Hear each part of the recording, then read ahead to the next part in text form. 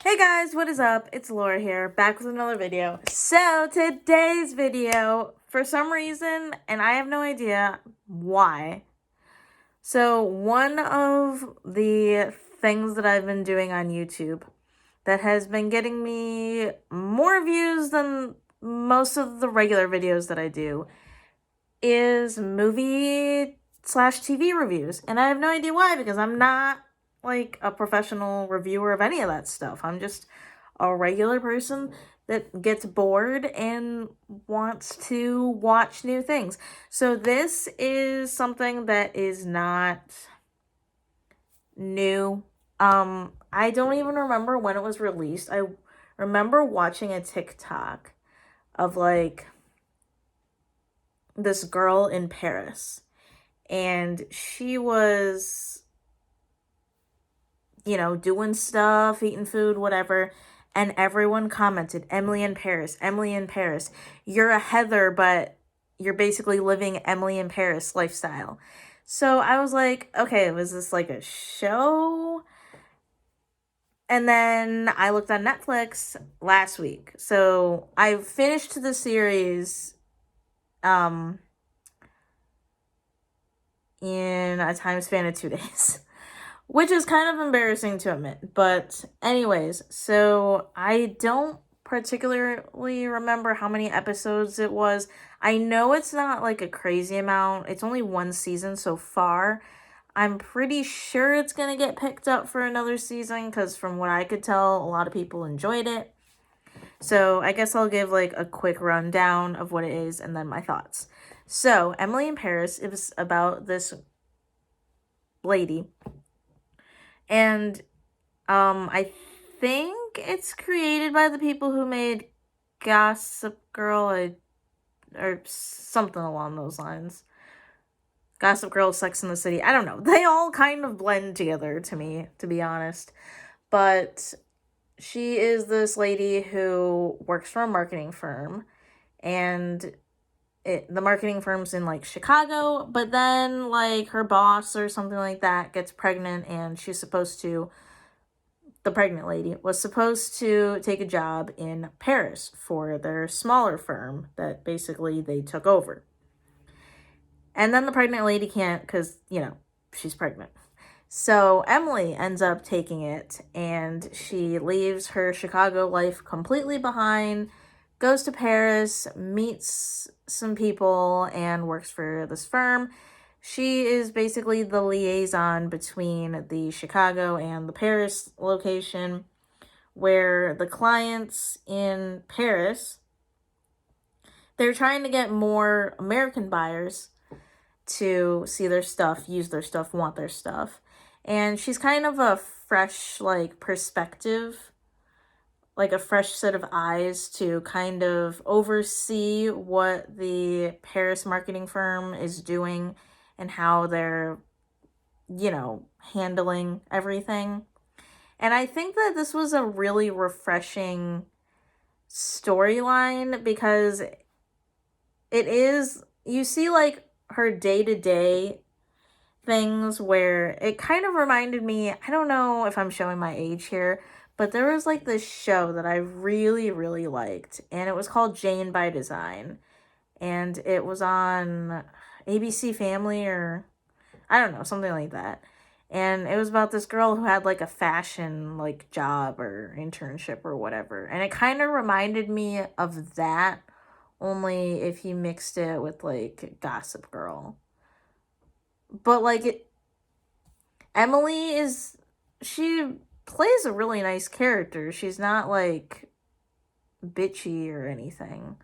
I don't know. It just gives I think the Gossip Girl vibes it gives me is just because like the lifestyle and like the cinematography and stuff like that, like it's all very aesthetically pleasing to look at. I think that's why it gives me Gossip Girl vibes, but then mixed with Jane by Design. And there's like a few things that I didn't per se like about the series, but only a few. So like I think that when they like did the love interests, I think there was certain parts that were a bit rushed with that. Like, I get that she was like trying to find love and everything, but she basically found a new love interest in a very short amount of time. Like, once she broke up with this dude that she like was basically engaged to, I'm pretty sure. And then like snap, there's like this new love interest. But like, I mean, I feel like they should have like spaced it out a little bit more. And like, I know that it was like hinting towards the fact that like she was no longer going to be with the dude because of distance and everything. But I don't know, I feel like it could have been like a little bit more seamless. And then I think that was the only thing I disliked about it, honestly. Her boss gave me Cruella de Vil vibes. Like, she kind of had Cruella de Vil mixed with The Devil Wears Prada. Like, that type of boss who, like, doesn't really want to admit that she's wrong. And, like, you think that there's points where she'll, like, start to warm up to her and be nice to her. And, like, there's a few times. But I think that she was just, like, almost too, like, against her. Which, I mean, I know that it's, like, a series and, like, it's all fiction and whatnot. But, like, in an actual workplace, if you have that much friction with a boss, like, it can be very toxic to, you know, have someone that overtly dislikes you that much. And I think it was more so the fact that Emily, like, went to Paris and didn't know the language. I think it was the whole, like, idea of disrespect there. But, I mean, if you're being located and you're basically told, hey, you're going to go into this other country and we're going to tell you in, like, a week. I mean, you can't just learn a language in that short amount of time. Fun fact, actually, I took French for 2 years and I forgot basically all of it. And even when I did learn it for 2 years, like, it takes a really, really long time to become fluent in it. So you can't really expect someone to have known the language in such a short amount of time. And plus, like, at least Emily tried to know the language. Like, she did, you know, language classes and stuff. I think I'm giving too many spoilers out. But the point is, she at least tried to make that attempt. And she did, you know. It's not that she, like, wanted to be ignorant and not try to learn the language at all. Like, that's ignorant. But, yeah, I mean, overall, I would probably give the show, like, at least a 9. Like, it kept my attention. I watched it for, like, straight for a long amount of time, to the point where, like, Netflix was asking, are you still watching this show? Which, by the way, rude. Yeah, I'm still watching it. Like, it's not like I got anything better to do, Netflix. But, yeah, so it's a pretty good show. I think if you're into... There was a lot of, like, twists and turns and multiple love interests and events.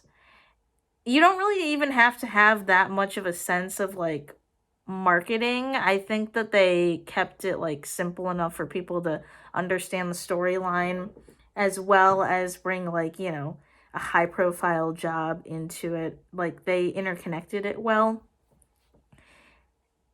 And yeah, I liked it. It definitely makes me want to visit eventually that part of the country. I don't know with COVID going on if it's ever going to happen anytime soon, but it seems like a beautiful area, and in general, I would like to leave the US one of these days.